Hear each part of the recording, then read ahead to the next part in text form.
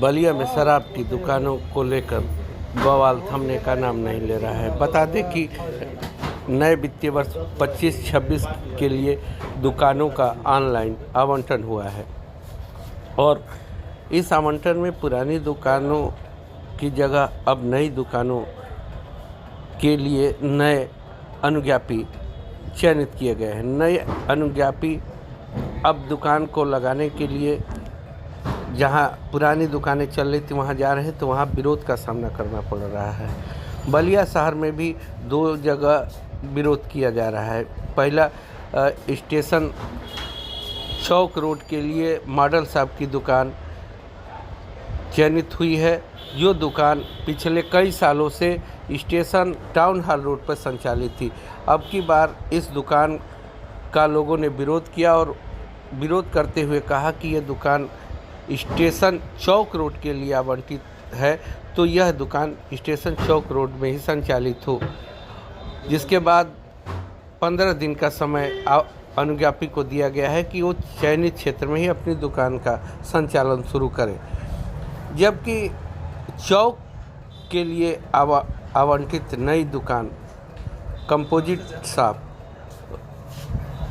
Bankata road पर, कासिम बाजार Bankata road पर खुलने से लोगों में आक्रोश भर गया है और इसके विरोध में लोग पंचमुखी हनुमान मंदिर पर धरना प्रदर्शन शुरू कर दिए हैं। लोगों का कहना है कि यह दुकान चौक के लिए आवंटित है, लेकिन यह कासिम बाजार मवेशी रोड पर खुल रही है, जो गैरकानूनी है। और सबसे बड़ी बात यह कि हनुमान जी के मंदिर के ठीक बगल में है, 100 मीटर भी नहीं दूरी है। ऐसे में इस दुकान का संचालन नियम विरुद्ध है। लोगों ने तो यहाँ तक कह दिया कि अगर सरकार प्रशासन इस दुकान को यहाँ से हटा नहीं सकता है तो पंचमुखी हनुमान जी की मूर्ति को ही यहाँ से उखाड़कर गंगा जी में प्रवाहित कर दे। लोगों ने कहा है कि सरकार को, जिला प्रशासन को यह चयनित करना है कि उनको दारू चाहिए या शिक्षा चाहिए, दारू चाहिए या धर्म चाहिए। लोग इसके लिए आक्रोशित और आंदोलित है। लोगों का कहना है कि 3 दिन तक ये क्रमिक अनशन चलेगा। अगर इसके बाद भी जिला प्रशासन कोई कार्रवाई नहीं करता है तो चौथे दिन से भूख हड़ताल पर हम लोग बैठ जाएंगे। और हमारी सबसे बड़ी डिमांड ये है कि आप शराब की दुकान नहीं हटा सकते हैं तो इस मंदिर को यहाँ से हटा दें। एक और सबसे बड़ी बात है कि ये जिस दुकान में शराब की दुकान खोली गई है वह नगर पालिका का कटरा है और यह 2015 से चौक में पटरी दुकानदारों के लिए बनाया गया था।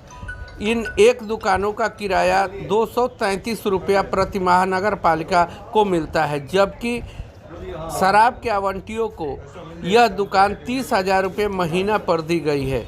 आप सोच सकते हैं कि इसके पहले भी शराब की दुकान थी। 2015 से लेकर अब तक 233 रुपये नगर पालिका को किराया देने वाले किराएदार ने शराब की दुकान खुलवा करके और लगभग 2 करोड़ रुपया वसूल लिया है, जितना तो नगर पालिका को अपना कटरा बनाने के बाद लगभग 53 दुकानों से भी अब तक नहीं मिल पाया है। यह अधिकारियों की कैसी सोच है कि 233 रुपये के किराएदार को किराया पर देने के लिए छूट दे रखी है और किराएदार का आवंटन रद्द नहीं कर रही है। निशाद अंजुम है, घर है मेरा लाल कोठी यहाँ पे रहती है और यहाँ जो शराब की दुकान चल रही है, यहाँ पंचमुखी हनुमान के यहाँ अभी लोग धरने पर बैठे हैं जी। और एक आप अलग कौम से बिलोंग करती हैं, आप भी इस धरने में शामिल हैं, क्या मामला है? देखिए, बात यहाँ कौम और धन की नहीं, बात यह कि मैं एक महिला हूँ और मैं अपने आप को यहाँ बहुत असुरक्षित महसूस करती हूँ। अगर मेरा भाई या मेरे पापा ना हो तो मैं अपनी बालकनी में भी नहीं खड़ी होती हूँ, क्योंकि यहाँ पे दिन और रात का पीना खाना है और बाज़ार के लिए निकलना तो हम लोग के लिए बहुत ही मुश्किल है। अकेले में हम निकल नहीं सकते, इस कदर कमेंट होता है, छेड़खानी होती है। इसलिए मैं अपने हक के लिए खड़ी हूँ कि मैं यहाँ की नागरिक हूँ। क्या मैं यहाँ इज्जत और सम्मान की हकदार नहीं हूँ? आखिर ऐसा क्यों होता है? जब आप रिहायशी इलाके में वाइन शॉप अलॉट कर रहे हैं, वो अलॉटमेंट दुकान तो कपड़े की दुकान के लिए अलॉट हुआ है, अलॉटमेंट किसी और के नाम से बिजनेस किसी और का चल रहा है, तो नशे में तो इंसान वैसे भी होश में नहीं रहता है ना, उसको खुद को रियलाइज़ नहीं हो रहा है वो किसको क्या कह रहा है। हम लोगों का यहाँ लेडीज़ का निकलना बहुत मुश्किल है, बच्चों को सेफ नहीं फील होता है। अगर आप मतलब जैसे वो कुछ पी रहे हैं खा रहे हैं, हमारे मुँह की तरफ करके पेशाब करते हैं, ऐसा बहुत बार हुआ है। मना करो या कुछ बोलो तो बिल्कुल चढ़ने को आते हैं। तो इस केस में क्या करेगा, अब अंदर ही रहेगा ना, दबकी रहेगा ना। जब यहाँ पे आज मेरे भाई और मेरे मोहल्ले के सारे लोगों ने मंदिर, बिल्कुल सही बात है, मंदिर के पास में, स्कूल के पास में, लाइब्रेरी के पास में अगर आप इस तरीके से दुकान चला रहे हैं तो फ्यूचर के साथ खिलवाड़ करें। मैं खुद असिस्टेंट प्रोफेसर रही हूँ और मैं इस एकेडमिक्स की फील्ड में, तो मुझे लगता है कि आने वाला फ्यूचर तो बहुत अनसेफ है, इसलिए मैं यहाँ खड़ी हूँ। ये गलत है। सवाल मंदिर का नहीं है, सवाल धार्मिक प्लेस का। जी, चाहे धर्म कोई हो और वह प्लेस हो, तो ये कहा गया है, सुप्रीम कोर्ट की गाइडलाइन है कि धार्मिक स्थल, शिक्षण संस्थान, इनके आसपास शहरी क्षेत्र में भी 75 मीटर के एरिया में मदिरा की दुकान नहीं है।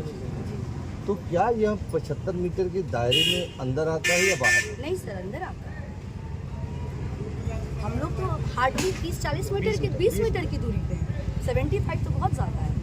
आप अपने सेम फ्रेम में आप दोनों चीज़ को कैप्चर कर सकते हैं। आप खुद समझ सकते हैं, अगर एक कैमरा लेंस में वाइन शॉप और मंदिर दोनों एक साथ आ रहा है तो क्या डिस्टेंस है। पीछे मकान है हम सब लोग। इस मंदिर के पीछे क्या है? स्कूल है, गवर्नमेंट इंटर कॉलेज है, अंग्रेज़ों के टाइम से चला आ रहा है। बताइए, उन बच्चों के 11-12 के बच्चे हैं, नशे की लुप्त में आ जाएंगे तो कौन जिम्मेदार? ये जो दुकानें बनी हैं, नगर पालिका ने बना रखा है, ये किस लिए दुकानें बनी थी? शहर में अतिक्रमण हो रहा था, चौक में जाहिर सी बात है ठेले वाले, छोटी रेडी पटरी वाले लोग कहाँ जाएंगे, तो अच्छी सोच थी कि उनको हम नगर पालिका की तरफ से दुकान कंस्ट्रक्ट करके देंगे, स्कूल की और सड़क, शहर का जाम भी खत्म होगा और उन छोटे दुकानदारों को भी जगह मिल जाएगी ताकि वो रीजनेबल रेट पे लेके अपनी दुकान चला सके। लेकिन वो तो उल्टा रहा है, दोनों ही विजन फेल हो गए। वहाँ जाम नहीं हटा क्योंकि वो दुकानदार तो वहीं रेडी लगा रहे हैं और अपनी दुकानों को उन्होंने गलत सलत हाथों में बेच दिया या किराए पे दे दिया। और हालत ये है कि यहाँ पीने खाने का काम चल रहा है। यानी कि जिन दुकानों में कपड़े की दुकान खुलनी थी, जिन दुकानों में सब्जी की दुकान चलनी थी, मसाला की दुकान चलनी थी, मसाले या जनरल रोजमर्रा की जिंदगी से जुड़े सवाल थे उन दुकानों में, और आज जो है वहाँ वाइन की दुकान खुली है, यानी विरोध यही है। जी, यही विरोध। हम लोग का तो बहुत सिंपल सा क्वेश्चन है कि भाई प्रशासन को, नगर पालिका को और प्रशासन को यहाँ क्या चाहिए? आपको शराब चाहिए या मदिरा चाहिए या मंदिर चाहिए? शराब चाहिए या शिक्षा चाहिए? अच्छा ये बताइए, क्या आपको दिमाग में है क्या ये बात, आप पढ़ी लिखी हैं महिला, धार्मिक संस्थान कहीं रजिस्टर्ड होते हैं क्या?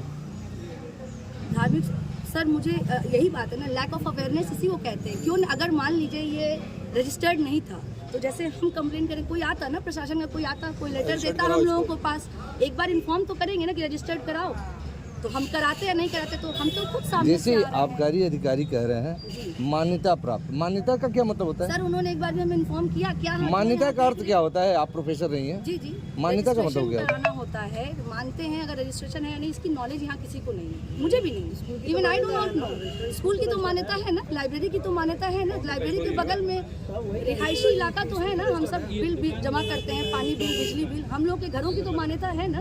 We are citizen of this place, तो हमारे रिस्पेक्ट में वुमेन्स की राइट है कि इस तरीके से नहीं होना चाहिए। धन्यवाद। चलिए, आप परिचय के मोहताज नहीं हैं, सागर जी समाज सेवी अच्छे हैं। आज पंचमुखी हनुमान के मंदिर के सामने एक बोर्ड लगाए हैं, शराब या शिक्षा, मदिरा या मंदिर, दारू और क्या नीचे धर्म, तो इसका अभिप्राय क्या है? देखिए, मवेशी काशी बाजार रोड पे विगत कई वर्षों से, 2-4 वर्षों से मदिरा की, शराब की दुकानें हैं और हम लोगों ने उस समय भी विरोध किया था, आला अधिकारियों से भी मिले थे, लेकिन कहीं ना कहीं अधिकारियों के मिली भगत से ये दुकान नहीं हटी और हम लोगों को आश्वासन दिया गया कि अगला जब नया अलाट दुकान होगा तो इधर दुकान नहीं रहेगी। तो हम लोगों ने सोचा कि भाई फिर प्रशासन से हम लोग मांग करें कि वो दुकान हटाएंगे नहीं, तो हम लोगों को ये कष्ट होता है इस मंदिर में शराब की दुकान की वजह से इधर लोग शराब पीने आते हैं, इसके वजह से इधर कोई पूजा पाठ करने इस मंदिर में नहीं आता है। तो हम सभी लोगों ने, मोहल्ले के लोगों ने एक बार बैठक किया और ये कष्ट मन से निर्णय लिया कि कम से कम ये प्रशासन हमें अनुमति प्रदान कर दे कि ये प्रतिमा को ही गंगा जी में विसर्जित कर दिया जाए और इस भवन को सरकार जो है ले ले और जो सड़क पे लोग मदिरा पी रहे हैं इसमें ही बैठा कर उनको प्रशासन पिलाए और जो भी इसका पैसा आता है आपस में प्रशासन बांट ले।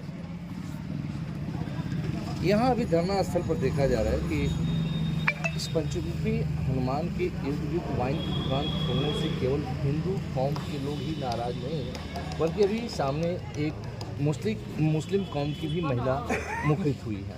बिल्कुल। तो दर्द सबका है। जिला प्रशासन क्या किया अब तक? जिला प्रशासन आपकी लड़ाई लंबे समय से चल रही है। बिल्कुल। जिला प्रशासन कुछ नहीं करती है। जिला प्रशासन तो यहाँ के कुछ लोग मिले हुए हैं। अगर आप शिकायत कर दीजिए तो अभी तुरंत वहाँ से सूचना आ जाती है कि हम लोग साहब निकलने वाले हैं, अपना सब सामान वामान बोरिया समेट लो। उन लोगों का महीना हफ्ता जो होता है वो बंधा हुआ है। यहाँ पे चलने में शर्म आती है। मैं क्या कहूँ, लोग सड़कों पर लेकर शराब पीते हैं, सिगरेट पीते हैं। मैं अपने परिवार को भी लेकर इधर से नहीं जाता हूँ, मैं उधर से पीछे के रास्ते से निकल जाता हूँ। और जो आपने बताया कि मुस्लिम कौम की महिला थी, उनका आप दर्द क्या जानेंगे। ठीक शराब उनके घर के सामने है और वो उनका कहना सही है कि नशे के हालत में आपत्तिजनक शब्दों का प्रयोग किया जाता है, जो आप अगर दरवाज़ा भी बंद कर देंगे तो अंदर से सुनाई देगा। वो अपने मतलब क्या कहें, बाथरूम करने के लिए वो पुरुष उनके दरवाजे के पास जो नाली बनी वहाँ पे खड़े होकर बाथरूम करते हैं। वो महिलाएं बाहर नहीं निकल सकती है, वो अपना कष्ट कहाँ बताए।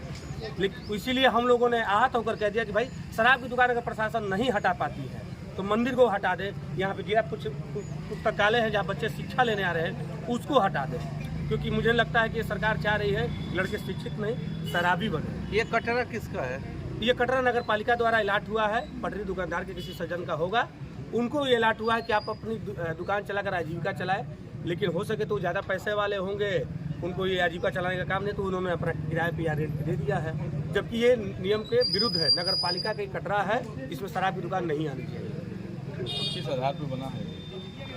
क्या ये चौक में जो है अतिक्रमण बताई, जैसे कि बहन ने बताया कि चौक में अतिक्रमण जब हो रहा था तो उस समय ये कटरा का निर्माण हुआ कि जो पटरी दुकानदार के लोग हैं उनको अलाट किया गया था, ये लोग अपना यहाँ पे दुकान खोलकर आजीविका चलाएंगे और शहर जाम मुक्त होगा।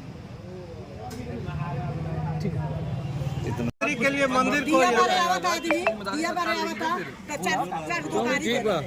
चलिए तारा बात हमने क्या उठाओ भरमानी है। सब बैठिए। क्रमिक आसन 2-4 दिन चलेगा, 6 बजे तक चलेगा। उसके चौथे दिन से हम लोग भूख हड़ताल पे यहाँ बैठ जाएंगे। मतलब 2-3 दिन क्रमिक हाँ, अनशन रहेगा। शाम को 6 बजे तक चलाएंगे, कल भी आकर फिर बैठेंगे, परसों भी। उसके बाद हम लोग 3 दिन तक हाँ भूख हड़ताल पे बैठ जाएंगे। हम लोग कोई चक्का जाम नहीं करेंगे, कोई वहाँ पे दुकान पे ना दुकानदार से हम लोग को कोई मतलब नहीं है। चलिए आपकी सूचना प्रशासन तक जा चुकी है, अब की तो लखनऊ पहुँचा दीजिए।